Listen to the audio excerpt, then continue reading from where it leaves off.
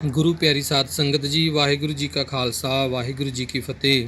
ਸਾਧ ਸੰਗਤ ਜੀ, ਹੁਕਮ ਮੰਨਣ ਤੇ ਗੱਲ ਕਰੀਏ ਤਾਂ ਗੁਰਬਾਣੀ ਕਹਿੰਦੀ ਹੈ ਕਿ ਹੁਕਮ ਮੰਨਣ ਨਾਲ ਸਭ ਦਾਤਾਂ ਪ੍ਰਾਪਤ ਹੋ ਜਾਂਦੀਆਂ ਨੇ। ਸਿੱਖ ਧਰਮ ਵੱਲ ਝਾਤ ਮਾਰੀਏ ਤਾਂ ਸਿੱਖ ਇਤਿਹਾਸ ਵਿੱਚ ਬਹੁਤ ਸਾਰੀਆਂ ਅਜਿਹੀਆਂ ਘਟਨਾਵਾਂ ਹਨ ਜਿਨ੍ਹਾਂ ਤੋਂ ਸਾਨੂੰ ਪਤਾ ਲੱਗਦਾ ਹੈ ਕਿ ਗੁਰੂ ਦਾ ਹੁਕਮ ਮੰਨਣ ਵਿੱਚ ਕਿੰਨੀਆਂ ਦਾਤਾਂ, ਕਿੰਨੀਆਂ ਵਡਿਆਈਆਂ ਦਾ ਇਨਸਾਨ ਪਾਤਰ ਬਣ ਜਾਂਦਾ ਹੈ। ਪਰ ਅਸੀਂ ਜੀਵ ਆਪਣੀ ਅਕਲ ਨਾਲ, ਆਪਣੀ ਸੋਝੀ ਨਾਲ ਗੁਰੂ ਦੇ ਹੁਕਮ ਨੂੰ ਤੋਲਣ ਲੱਗ ਜਾਂਦੇ ਹਾਂ, ਜਿਸ ਕਰਕੇ ਅਸੀਂ ਗੁਰੂ ਦੀ ਬਖਸ਼ਿਸ਼, ਗੁਰੂ ਦੇ ਪ੍ਰੇਮ ਤੋਂ ਵਾਂਝੇ ਰਹਿ ਜਾਂਦੇ ਹਾਂ। ਕਿਉਂਕਿ ਗੁਰੂ ਪਿਆਰਿਓ, ਜਿੱਥੇ ਇਨਸਾਨ ਗੁਰੂ ਦੇ ਹੁਕਮ ਨੂੰ ਆਪਣੀ ਅਕਲ ਦੀ ਕਸਵੱਟੀ ਉੱਤੇ ਤੋਲਣ ਲੱਗ ਜਾਵੇ, ਉੱਥੇ ਕੁਝ ਵੀ ਪ੍ਰਾਪਤ ਨਹੀਂ ਕੀਤਾ ਜਾ ਸਕਦਾ। ਕਹਿੰਦੇ ਨੇ ਕਿ ਇੱਕ ਵਾਰ ਕਰਤਾਰਪੁਰ ਸਾਹਿਬ ਸ੍ਰੀ ਗੁਰੂ ਨਾਨਕ ਦੇਵ ਜੀ ਨੇ ਹੁਕਮ ਕੀਤਾ। ਕਰਤਾਰਪੁਰ ਸਾਹਿਬ ਦੇ ਵਿਖੇ ਬੇਸ਼ੁਮਾਰ ਸੰਗਤਾਂ ਦਾ ਇਕੱਠ ਹੁੰਦਾ ਸੀ। ਜਦੋਂ ਗੁਰੂ ਸਾਹਿਬ ਨੇ ਲੰਗਰ ਨਾ ਪਕਾਉਣ ਦਾ ਹੁਕਮ ਕੀਤਾ ਤਾਂ ਇੱਕ ਰਾਤ ਤਾਂ ਸੰਗਤਾਂ ਨੇ ਔਖਿਆਂ ਸੌਖਿਆਂ ਕੱਢ ਲਈ, ਪਰ ਦੂਜੇ ਦਿਨ ਸੰਗਤ ਵਿੱਚ ਹਾਹਾਕਾਰ ਮਚ ਗਈ। ਭੁੱਖ ਨਾਲ ਸੰਗਤ ਦਾ ਬੁਰਾ ਹਾਲ ਹੋਣ ਲੱਗਿਆ ਤਾਂ ਗੁਰੂ ਨਾਨਕ ਸਾਹਿਬ ਦੇ ਸਪੁੱਤਰ ਬਾਬਾ ਸ੍ਰੀ ਚੰਦ ਜੀ ਸ੍ਰੀ ਗੁਰੂ ਨਾਨਕ ਦੇਵ ਜੀ ਕੋਲ ਗਏ ਅਤੇ ਬੇਨਤੀ ਕੀਤੀ ਕਿ ਹੇ ਗੁਰੂ ਨਾਨਕ ਦੇਵ ਮਹਾਰਾਜ, ਪਿਤਾ ਜੀ, ਭੁੱਖ ਨਾਲ ਸੰਗਤ ਦਾ ਬਹੁਤ ਬੁਰਾ ਹਾਲ ਹੈ। ਜੇ ਹੁਕਮ ਹੋਵੇ ਤਾਂ ਲੰਗਰ ਬਣਾਇਆ ਜਾਵੇ। ਪਰ ਗੁਰੂ ਨਾਨਕ ਦੇਵ ਜੀ ਨੇ ਲੰਗਰ ਪਕਾਉਣ ਤੋਂ ਮਨਾ ਕਰ ਦਿੱਤਾ ਅਤੇ ਨਾਲ ਹੀ ਕਹਿ ਦਿੱਤਾ ਕਿ ਸੰਗਤਾਂ ਵਿੱਚ ਅੱਜ ਲੰਗਰ ਨਹੀਂ ਵਰਤਾਇਆ ਜਾਵੇਗਾ, ਸਗੋਂ ਸੰਗਤਾਂ ਨੂੰ ਅੱਜ ਮਠਿਆਈ ਛਕਾਈ ਜਾਵੇਗੀ। ਤਾਂ ਬਾਬਾ ਸ੍ਰੀ ਚੰਦ ਜੀ ਨੇ ਬਹੁਤ ਹੀ ਨਿਮਰਤਾ ਨਾਲ ਸਵਾਲ ਕੀਤਾ ਕਿ ਬਾਪੂ ਜੀ, ਮਠਿਆਈ ਬਣਾਉਣ ਲਈ ਸਾਨੂੰ ਕੁਝ ਨਾ ਕੁਝ ਜਹਿਦ ਜਾਂ ਹਲਵਾਈਆਂ ਦਾ ਤਾਂ ਕੁਝ ਨਾ ਕੁਝ ਪ੍ਰਬੰਧ ਸਾਨੂੰ ਜ਼ਰੂਰ ਕਰਨਾ ਪਵੇਗਾ। ਇਸ ਤੇ ਗੁਰੂ ਨਾਨਕ ਸਾਹਿਬ ਨੇ ਕਿਹਾ ਕਿ ਨਹੀਂ ਭਾਈ, ਮਠਿਆਈ ਬਣਾਉਣ ਲਈ ਕਿਸੇ ਹਲਵਾਈ ਨੂੰ ਕਿਸੇ ਰਸਦ ਵਸਦ ਦੀ ਲੋੜ ਨਹੀਂ, ਸਗੋਂ ਮਠਿਆਈ ਕਿੱਕਰਾਂ ਤੋਂ ਤੋੜ ਕੇ ਸੰਗਤ ਨੂੰ ਛਕਾਈ ਜਾਵੇਗੀ। ਅਤੇ ਉਹਨਾਂ ਨੇ ਬਾਬਾ ਸ੍ਰੀ ਚੰਦ ਜੀ ਨੂੰ ਹੁਕਮ ਕੀਤਾ ਕਿ ਤੁਸੀਂ ਇਸ ਕਿੱਕਰ ਦੇ ਉੱਪਰ ਚੜ੍ਹ ਕੇ ਇਸ ਨੂੰ ਹਲੂਣਾ ਦਿਓ ਤਾਂ ਕਿ ਮਠਿਆਈ ਥੱਲੇ ਡਿੱਗੇ ਅਤੇ ਸੰਗਤ ਨੂੰ ਛਕਾਈ ਜਾ ਸਕੇ। ਬਾਬਾ ਸ੍ਰੀ ਚੰਦ ਜੀ ਨੇ ਗੁਰੂ ਨਾਨਕ ਦੇਵ ਸਾਹਿਬ ਨੂੰ ਕਿਹਾ ਕਿ ਕਿੱਕਰਾਂ ਤੋਂ ਮਠਿਆਈ ਕਿਵੇਂ ਡਿੱਗ ਸਕਦੀ ਹੈ। ਇਸ ਤੋਂ ਬਾਅਦ ਗੁਰੂ ਨਾਨਕ ਦੇਵ ਸਾਹਿਬ ਨੇ ਆਪਣੇ ਦੂਜੇ ਪੁੱਤਰ ਨੂੰ ਹੁਕਮ ਕੀਤਾ ਕਿ ਉਹ ਕਿੱਕਰ ਉੱਪਰ ਚੜ੍ਹ ਕੇ ਕਿੱਕਰਾਂ ਨੂੰ ਹਿਲਾਉਣ ਅਤੇ ਮਠਿਆਈ ਥੱਲੇ ਡਿੱਗਣ। ਉਹਨਾਂ ਨੇ ਵੀ ਗੁਰੂ ਨਾਨਕ ਦੇਵ ਸਾਹਿਬ ਨੂੰ ਅਜਿਹਾ ਹੀ ਉੱਤਰ ਦਿੱਤਾ ਕਿ ਬਾਪੂ ਜੀ, ਕਿੱਕਰਾਂ ਤੋਂ ਤੁੱਕੇ ਡਿੱਗ ਸਕਦੇ ਨੇ, ਕੰਡੇ ਡਿੱਗ ਸਕਦੇ ਨੇ, ਮਠਿਆਈ ਕਿਵੇਂ ਡਿੱਗ ਸਕਦੀ ਹੈ। ਗੁਰੂ ਨਾਨਕ ਦੇਵ ਸਾਹਿਬ ਜੀ ਦਾ ਇਹ ਕੌਤਕ ਬਹੁਤ ਸਾਰੀ ਸੰਗਤ ਦੇਖ ਰਹੀ ਸੀ।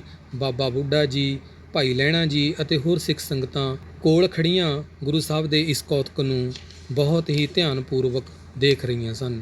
ਇਸ ਤੋਂ ਬਾਅਦ ਗੁਰੂ ਨਾਨਕ ਦੇਵ ਸਾਹਿਬ ਨੇ ਭਾਈ ਲਹਿਣੇ ਨੂੰ ਹੁਕਮ ਕੀਤਾ ਕਿ ਉਹ ਇਸ ਕਿੱਕਰ ਦੇ ਉੱਪਰ ਚੜ੍ਹ ਕੇ ਕਿੱਕਰ ਨੂੰ ਹਲੂਣਾ ਦੇਣ ਅਤੇ ਮਠਿਆਈ ਥੱਲੇ ਡੇਗਣ। ਜਿਉਂ ਹੀ ਭਾਈ ਲਹਿਣਾ ਜੀ ਕਿੱਕਰ ਦੇ ਨੇੜੇ ਆਏ ਅਤੇ ਉਹਨਾਂ ਨੇ ਆਪਣੇ ਜੋੜੇ ਉਤਾਰੇ ਅਤੇ ਕਿੱਕਰ ਉੱਤੇ ਚੜ੍ਹਨ ਲੱਗੇ, ਬਾਬਾ ਸ੍ਰੀ ਚੰਦ ਜੀ ਨੇ ਉਹਨਾਂ ਨੂੰ ਕਿਹਾ ਕਿ ਬਾਬਾ ਲਹਿਣਾ ਜੀ, ਕਿੱਕਰ ਉੱਪਰ ਮਠਿਆਈ ਕਿਵੇਂ ਲੱਗ ਸਕਦੀ ਹੈ। ਇਸ ਤੇ ਬਾਬਾ ਲਹਿਣਾ ਜੀ ਨੇ ਬਹੁਤ ਹੀ ਨਿਮਰਤਾ ਅਤੇ ਪ੍ਰੇਮ ਨਾਲ ਬਾਬਾ ਸ਼੍ਰੀ ਚੰਦ ਨੂੰ ਜਵਾਬ ਦਿੱਤਾ ਕਿ ਮੈਨੂੰ ਪਤਾ ਹੈ ਕਿ ਕਿੱਕਰਾਂ ਉੱਪਰ ਮਠਿਆਈ ਨਹੀਂ ਲੱਗਦੀ। ਤਾਂ ਬਾਬਾ ਸ੍ਰੀ ਚੰਦ ਜੀ ਨੇ ਕਿਹਾ ਕਿ ਭਾਈ ਲਹਿਣਾ ਜੀ, ਜਦੋਂ ਤੁਹਾਨੂੰ ਪਤਾ ਹੈ ਕਿ ਕਿੱਕਰਾਂ ਉੱਤੇ ਮਠਿਆਈ ਨਹੀਂ ਲੱਗਦੀ, ਫਿਰ ਤੁਸੀਂ ਕਿੱਕਰ ਨੂੰ ਹਲੂਣਾ ਦੇਣ ਉੱਪਰ ਚੜ੍ਹਨ ਕਿਉਂ ਲੱਗੇ ਹੋ? ਤੁਸੀਂ ਦੋ ਗੱਲਾਂ ਕਿਵੇਂ ਕਰ ਸਕਦੇ ਹੋ? ਭਾਈ ਲਹਿਣਾ ਜੀ ਨੇ ਕਿਹਾ ਕਿ ਮਹਾਂਪੁਰਸ਼ੋ, ਮੈਨੂੰ ਮਠਿਆਈ ਨਾਲ ਕੋਈ ਮਤਲਬ ਨਹੀਂ।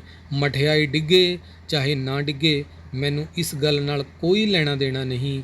ਮੈਨੂੰ ਮਤਲਬ ਸਿਰਫ ਗੁਰੂ ਦੇ ਹੁਕਮ ਨਾਲ ਹੈ। ਮੈਨੂੰ ਮੇਰੇ ਗੁਰੂ ਨੇ ਕਿਹਾ ਹੈ ਕਿ ਮਠਿਆਈ ਡਿੱਗੇਗੀ। ਬਾਬਾ ਸ਼੍ਰੀ ਚੰਦ ਜੀ ਨੇ ਕਿਹਾ ਕਿ ਮਠਿਆਈ ਜੇ ਨਾ ਡਿੱਗੀ ਫਿਰ? ਤਾਂ ਬਾਬਾ ਲਹਿਣਾ ਜੀ ਨੇ ਕਿਹਾ ਕਿ ਮਠਿਆਈ ਨਾ ਡਿੱਗੇ, ਇਸ ਦਾ ਮੈਨੂੰ ਕੋਈ ਫਿਕਰ ਨਹੀਂ, ਇਸ ਦਾ ਫਿਕਰ ਗੁਰੂ ਨਾਨਕ ਦੇਵ ਸਾਹਿਬ ਨੂੰ ਹੈ, ਕਿਉਂਕਿ ਮਠਿਆਈ ਡਿੱਗਣ ਬਾਰੇ ਗੁਰੂ ਨਾਨਕ ਸਾਹਿਬ ਨੇ ਕਿਹਾ ਹੈ। ਮੈਨੂੰ ਸਿਰਫ ਆਪਣੇ ਗੁਰੂ ਦੇ ਹੁਕਮ ਦਾ ਫਿਕਰ ਹੈ, ਮੈਨੂੰ ਕੇਵਲ ਹਲੂਣਾ ਦੇਣ ਦਾ ਹੁਕਮ ਹੋਇਆ ਹੈ। ਗੁਰੂ ਪਿਆਰਿਓ, ਇਹੀ ਸਿੱਖੀ ਹੈ।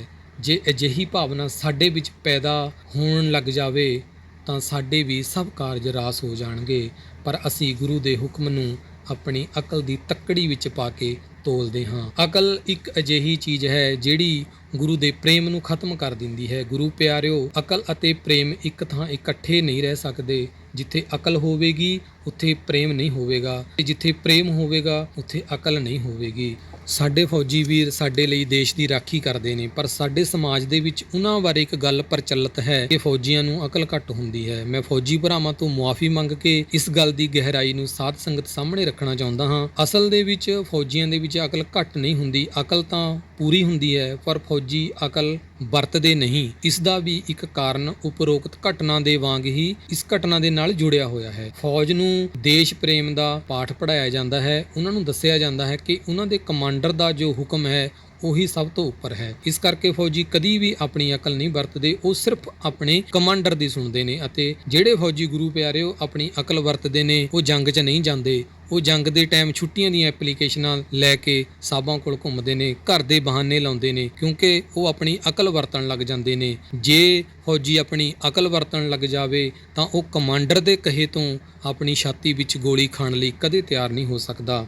ਸੋ ਗੁਰੂ ਪਿਆਰਿਓ, ਇਸੇ ਤਰ੍ਹਾਂ ਜੇ ਆਪਾਂ ਆਪਣੀ ਅਕਲ ਵਰਤਾਂਗੇ ਤਾਂ ਗੁਰੂ ਦਾ ਹੁਕਮ ਵੀ ਨਹੀਂ ਮੰਨ ਸਕਾਂਗੇ। ਸਾਡੇ ਸਮਾਜ ਦੇ ਵਿੱਚ ਅੱਜ ਲੋਕਾਂ ਦੇ ਵਿੱਚੋਂ ਪਿਆਰ ਘਟ ਗਿਆ ਹੈ। ਤੁਸੀਂ ਅੱਜ ਤੋਂ ਕੁਝ ਸਾਲ ਪਹਿਲਾਂ ਨਜ਼ਰ ਮਾਰ ਕੇ ਦੇਖੋ, ਪੁਰਾਣੇ ਬਜ਼ੁਰਗਾਂ ਕੋਲੋਂ ਸੁਣੋ, ਉਹ ਕਹਿਣਗੇ ਕਿ ਪਹਿਲਾਂ ਲੋਕਾਂ ਵਿੱਚ ਬਹੁਤ ਪਿਆਰ ਸੀ। ਇਸ ਦਾ ਕਾਰਨ ਵੀ ਇਹੀ ਹੈ, ਉਦੋਂ ਲੋਕਾਂ ਨੂੰ ਅਕਲ ਘੱਟ ਹੁੰਦੀ ਸੀ। ਅੱਜ ਅਸੀਂ ਹਰ ਚੀਜ਼ ਨੂੰ ਆਪਣੀ ਅਕਲ ਨਾਲ ਦੇਖਣ ਲੱਗ ਪਏ ਹਾਂ, ਹਰ ਇੱਕ ਚੀਜ਼ ਦੇ ਵਿੱਚ ਆਪਣਾ ਗਿਆਨ ਲਾਉਣ ਲੱਗ ਪਏ ਹਾਂ। ਖਾਸ ਕਰਕੇ ਜਦੋਂ ਗੁਰੂ ਦੇ ਹੁਕਮ ਮੰਨਣ ਦੀ ਗੱਲ ਆਉਂਦੀ ਹੈ ਤਾਂ ਬਹੁਤ ਸਾਰੇ ਭੈਣ ਭਰਾ ਸਵਾਲ ਕਰਦੇ ਨੇ, ਸਾਨੂੰ ਸਾਡੇ ਗੁਰੂ ਦਾ ਹੁਕਮ ਹੈ ਅੰਮ੍ਰਿਤ ਵੇਲੇ ਜਾਗਣਾ, ਬਾਣੀ ਪੜ੍ਹਨੀ। ਤਾਂ ਬਹੁਤ ਸਾਰੇ ਸਾਡੇ ਭੈਣ ਭਰਾ ਇਹ ਸਵਾਲ ਕਰਦੇ ਨੇ ਕਿ ਇਸ ਤਰ੍ਹਾਂ ਕਿਵੇਂ ਹੋ ਸਕਦਾ ਹੈ, ਕਿਸੇ ਪਾਠ ਨੂੰ ਕਰਕੇ ਤੁਸੀਂ ਕਿਸੇ ਦਾਤ ਨੂੰ ਕਿਵੇਂ ਪ੍ਰਾਪਤ ਕਰ ਸਕਦੇ ਹੋ, ਜਦ ਕਿ ਗੁਰੂ ਸਾਹਿਬ ਨੇ ਸਾਨੂੰ ਹੁਕਮ ਕੀਤਾ ਹੈ ਦਾਤਾਂ ਦੇਣੀਆਂ ਗੁਰੂ ਸਾਹਿਬ ਨੇ ਦੇਣੀਆਂ ਨੇ, ਉਹ ਗੁਰੂ ਸਾਹਿਬ ਦੇ ਹੱਥ ਹੈ ਸਭ ਕੁਝ। ਪਰ ਅਸੀਂ ਲੋਕ ਆਪਣੀ ਅਕਲ ਦੇ ਨਾਲ ਉਸ ਨੂੰ ਪਰਖ ਕਰਨ ਲੱਗ ਪਏ ਹਾਂ। ਗੁਰੂ ਪਿਆਰਿਓ, ਤੁਸੀਂ ਹਮੇਸ਼ਾ ਤੰਦਰੁਸਤ ਰਹੋ, ਹਮੇਸ਼ਾ ਹੱਸਦੇ ਵਸਦੇ ਰਹੋ। ਅੱਜ ਦੇ ਲਈ ਇੰਨਾ ਹੀ। ਵਾਹਿਗੁਰੂ ਜੀ ਕਾ ਖਾਲਸਾ, ਵਾਹਿਗੁਰੂ ਜੀ ਕੀ ਫਤਿਹ।